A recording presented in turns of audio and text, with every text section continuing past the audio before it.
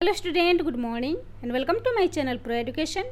तो आज है 17 अगस्त और मैं लेकर आई हूँ आज के करंट अफेयर का मोस्ट इम्पोर्टेंट क्वेश्चन, जो बहुत ही सेलेक्टिव क्वेश्चन है और आने वाले सारे एग्जाम्स के लिए मोस्ट इम्पोर्टेंट है।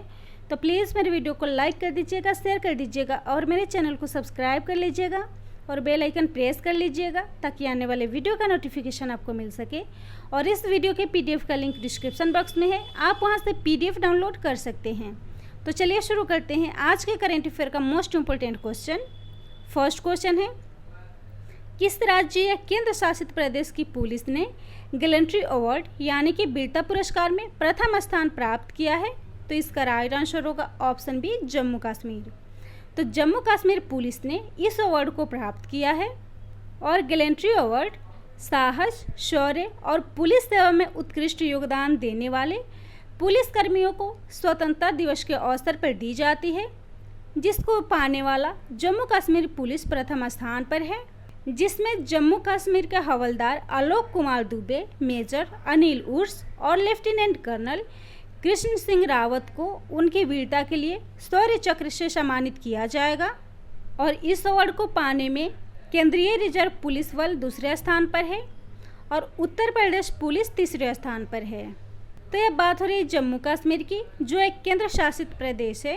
राजधानी है श्रीनगर, उपराज्यपाल है मनोज सिन्हा और जम्मू कश्मीर में स्थित चिनाब नदी पर दुनिया का सबसे ऊंचा रेलवे ब्रिज बनाया गया है। और जम्मू कश्मीर का प्रमुख झील है वुलर झील, जो भारत में सबसे बड़े मीठे पानी के झील के रूप में जाना जाता है। और हाल ही में जम्मू कश्मीर के राजौरी ज़िले में आवाज़ राजौरी मोबाइल एप्लीकेशन को लॉन्च किया गया है, जिसका उद्देश्य है नागरिकों की शिकायतों को ऑनलाइन दर्ज करना और उनका ऑनलाइन समाधान निकालना।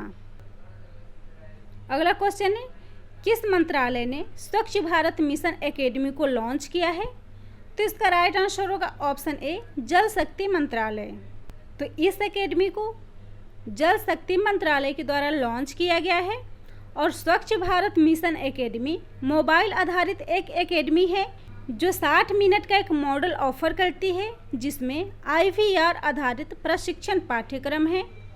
और इस पाठ्यक्रम में खुले में शौच मुक्त स्थिरता के साथ साथ ठोस और तरल अपशिष्ट प्रबंधन विषय पर एक श्रृंखला शामिल है। और यह स्वच्छ भारत मिशन का दूसरा संस्करण है। तो स्वच्छ भारत मिशन 2 अक्टूबर 2014 में गांधी जी की जयंती पर शुरू किया गया था। तो स्वच्छ भारत मिशन एकेडमी को लॉन्च किया है जल शक्ति मंत्रालय ने, जिसकी स्थापना 2019 में हुई थी। केंद्रीय जल मंत्री हैं गजेंद्र सिंह शेखावत और राज्य मंत्री हैं रतनलाल कटारिया। तो इस क्वेश्चन में बात हो रही है स्वच्छता की।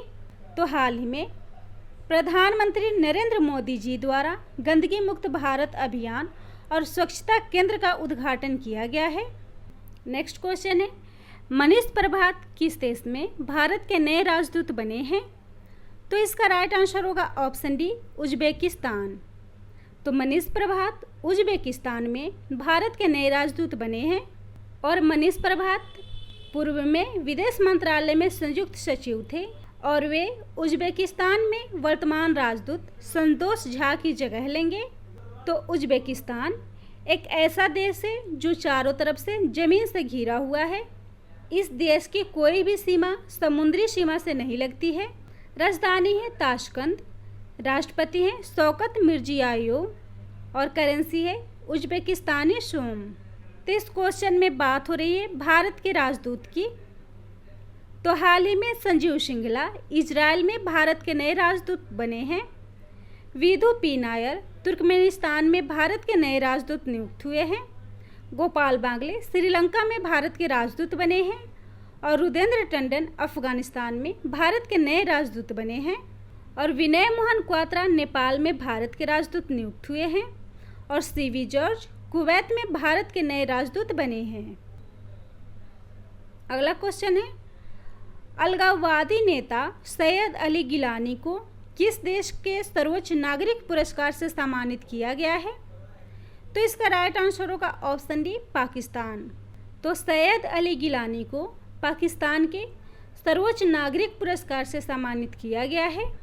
और पाकिस्तान ने अपने स्वतंत्रता दिवस के अवसर पर पूर्व हुर्रियत नेता सैयद अली शाह गिलानी को सरोज सम्मान निशान पाकिस्तान से सम्मानित किया है और गिलानी को यह सम्मान जम्मू कश्मीर में भारत विरोधी नारे लगाने और बयानों के लिए दिया गया है। और सैयद अली शाह गिलानी जम्मू कश्मीर में अलगाववादी दलों के समूह और ऑल पार्टी हुर्रियत कॉन्फ्रेंस के अध्यक्ष के रूप में कार्य कर चुके हैं। तो अब बात हो रही है पाकिस्तान की। राजधानी है इस्लामाबाद, सबसे बड़ा शहर है कराची, राजभाषा है उर्दू और प्रधानमंत्री हैं इमरान खान, राष्ट्रपति हैं आरिफ अलवी। और भारत पाकिस्तान के बीच चलने वाले थार एक्सप्रेस बंद होने के बाद पाकिस्तान ने 0 पॉइंट स्टेशन का नाम बदलकर मारवी कर दिया है और भारत पाकिस्तान के उच्चायोग में अपने कर्मचारियों की संख्या 50% तक कम कर दी है।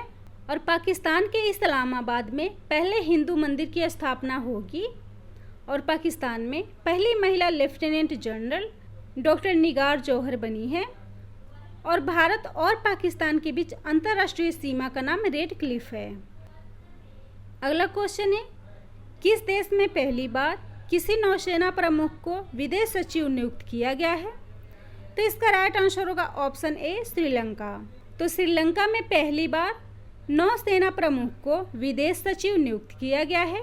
तो एडमिरल जयनाथ कोलंबागो जो नौसेना के पूर्व कमांडर हैं, इन्हें नया विदेश सचिव नियुक्त किया गया है और इनकी नियुक्ति वर्तमान विदेश सचिव रविनाथ आर्य सिन्हा के स्थान पर की गई है। तो श्रीलंका में पहली बार विदेश सेवा से बाहर के किसी व्यक्ति को विदेश सचिव बनाया गया है। वह बात हो रही है श्रीलंका की, जो हिंद महासागर से घिरा हुआ एक छोटा सा देश है। राजधानी है श्री जयवर्धनेपुरा कोटे, सबसे बड़ा शहर है कोलंबो, राष्ट्रपति हैं गोतबया राजपक्षे और प्रधानमंत्री है महिंद राजपक्षे। अगला क्वेश्चन है, किस संस्थान ने शिक्षकों के लिए दीक्षक ई क्लासरूम को विकसित किया है? तो इसका राइट आंसर होगा ऑप्शन ए IIT खड़गपुर। तो IIT खड़गपुर ने ई क्लासरूम दीक्षक को विकसित किया है और ई क्लासरूम दीक्षक एक सॉफ्टवेयर है जिसके माध्यम से शिक्षक और छात्र face to face class experience के साथ पढ़ाई कर सकते हैं और इस सॉफ्टवेयर पर लाइव चैट बॉक्स पर प्रश्न देखने के साथ ही डॉक्यूमेंट्स भी शेयर किए जा सकेंगे। तो इसको विकसित किया है IIT खड़गपुर ने, जिसका फुल फॉर्म होता है Indian institute of technology Kharagpur. स्थापना हुई थी 1951 में। मुख्यालय है खड़गपुर पश्चिम बंगाल। निदेशक है दामोदर आचार्य और इसका मोटो है योगा कर्मसु कौशलम। तो IIT खड़गपुर ने हाल ही में सबसे सस्ता रैपिड टेस्टिंग डिवाइस को विकसित किया है और इसके साथ ही IIT खड़गपुर को हाल ही में गांधीवादी युवा तकनीकी नवाचार पुरस्कार 2020 से सम्मानित किया गया है। तो इस क्वेश्चन के साथ ही दिए गए ऑप्शन को भी डिफाइन कर लेते हैं। तो इस क्वेश्चन का फर्स्ट ऑप्शन है IIT मुंबई, जिसने हाल ही में लोकेशन ट्रैकिंग और रोड मैपिंग के लिए ध्रुव चिप को लॉन्च किया है। IIT मद्रास, जिसने कोविड-19 मरीजों के लिए एक पोर्टेबल अस्पताल को विकसित किया है और इस अस्पताल को किसी भी जगह पे डिज़ाइन करके मरीजों को आइसोलेट किया जा सकेगा। थर्ड है IIT कानपुर, जिसने शुद्ध सैनिटाइजिंग डिवाइस को विकसित किया है और साथ ही टीचिंग सेटअप मास्टर जी को भी डिजाइन किया है।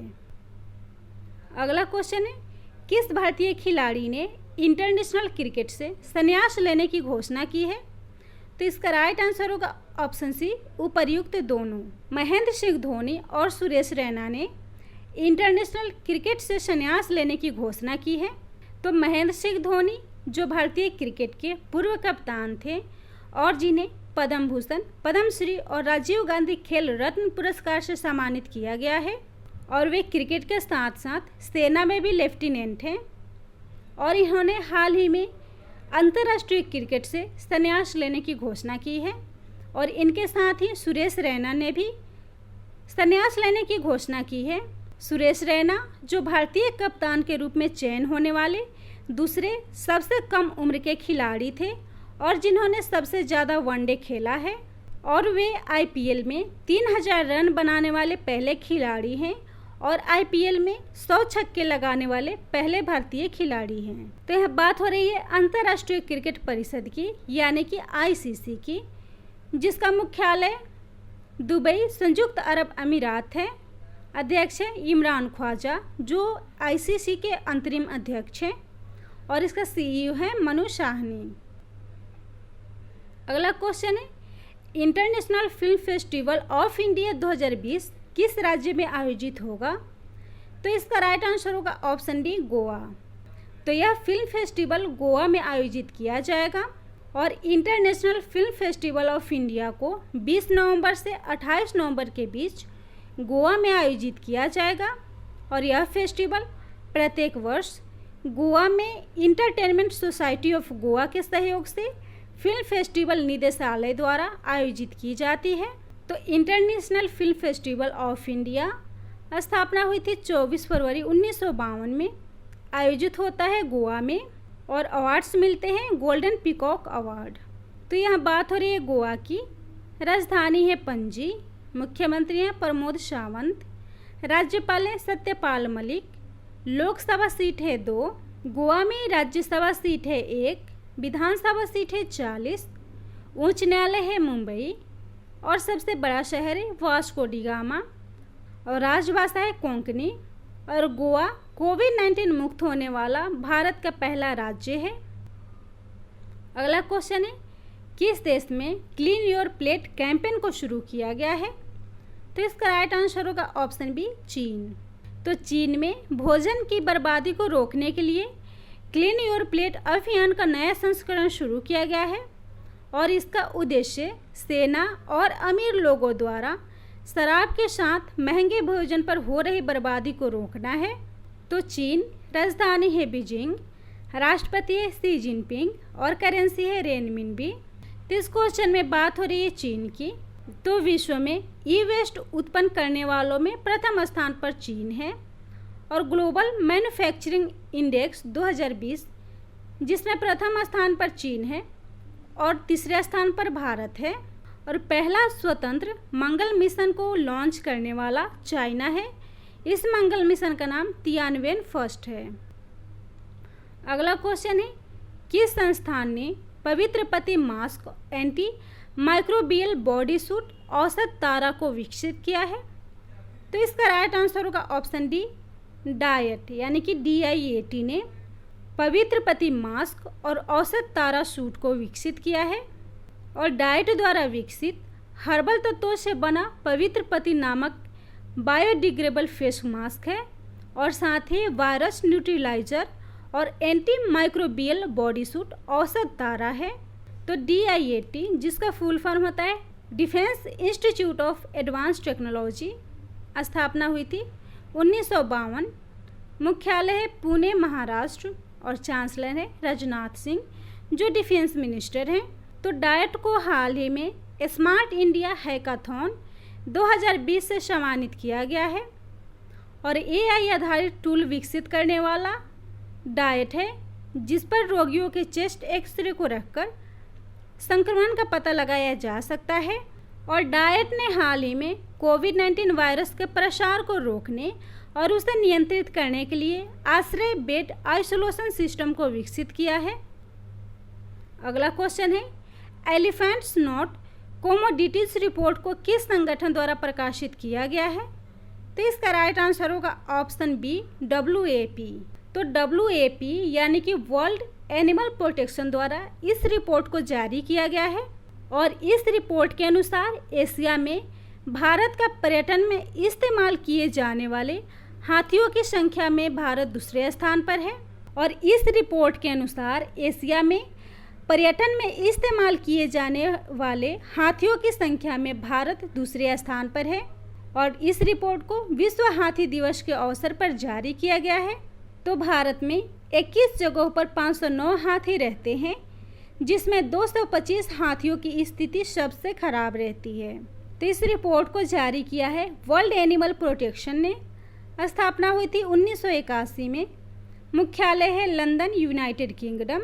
पॉल बाल्डविन और इसके सीईओ हैं स्टीव मैकलॉवर और इसका मोटो है we move the world to protect animals. अगला क्वेश्चन है सृजन पोर्टल को हाल ही में किसने लॉन्च किया है? तो इसका राइट आंसर होगा ऑप्शन बी, राजनाथ सिंह। तो इस पोर्टल को रक्षा मंत्री राजनाथ सिंह के द्वारा लॉन्च किया गया है और सृजन पोर्टल रक्षा उत्पादन को बढ़ावा देने के उद्देश्य से लॉन्च किया गया है और इस पोर्टल पर उन वस्तुओं को प्रदर्शित किया जाएगा जो वर्तमान में भारतीय रक्षा उद्योग के द्वारा आयात की जा रही है। तो आत्मनिर्भर भारत अभियान के अंतर्गत यह पोर्टल वस्तुओं के निर्माण में भारतीय रक्षा उद्योगों की मदद करेगी। इसको लॉन्च किया है राजनाथ सिंह ने, जो केंद्रीय रक्षा मंत्री हैं। तो इस क्वेश्चन के साथ ही दिए गए ऑप्शन को भी डिफाइन कर लेते हैं। इसका फर्स्ट ऑप्शन है प्रकाश जावड़ेकर, जिन्होंने हाल ही में सुरक्षा पोर्टल को लॉन्च किया है। रमेश पोखरियाल निशंक, जो वर्तमान शिक्षा मंत्री हैं, इन्होंने आत्मनिर्भर मध्य प्रदेश स्वास्थ्य और शिक्षा शीर्षक पर वेबिनार को आयोजित किया है। और निर्मला सीतारमण, जो हमारी वित्त मंत्री हैं, इन्होंने हाल ही में नेशनल इंफ्रास्ट्रक्चर के लिए ऑनलाइन डैशबोर्ड लॉन्च किया है। अगला क्वेश्चन है transparent taxation honouring the honest platform को किसने लॉन्च किया है? तो इसका राइट आंसर होगा ऑप्शन डी, नरेंद्र मोदी। तो इस प्लेटफॉर्म को हमारे प्रधानमंत्री नरेंद्र मोदी जी के द्वारा लॉन्च किया गया है और इस प्लेटफॉर्म का उद्देश्य ईमानदार टैक्स पेयर्स को प्रोत्साहित करना और टैक्स सिस्टम में ट्रांसपेरेंसी को बढ़ावा देना है। और यह प्लेटफॉर्म मूल्यांकन करने वाले अधिकारियों के बीच फिजिकल इंटरफेस को खत्म कर भ्रष्ट मूल्यांकन को रोकेगा। और इसका टैगलाइन है ईमानदारों का सम्मान, यानी कि ऑनरिंग द ऑनेस्ट। और इसको लॉन्च किया है प्रधानमंत्री नरेंद्र मोदी जी ने। तो अगर मेरा वीडियो आप लोग को अच्छा लगता हो तो प्लीज़ मेरे वीडियो को लाइक कर दीजिएगा, शेयर कर दीजिएगा और मेरे चैनल को सब्सक्राइब कर लीजिएगा और बेल आइकन प्रेस कर लीजिएगा ताकि आने वाले वीडियो का नोटिफिकेशन आपको मिल सके।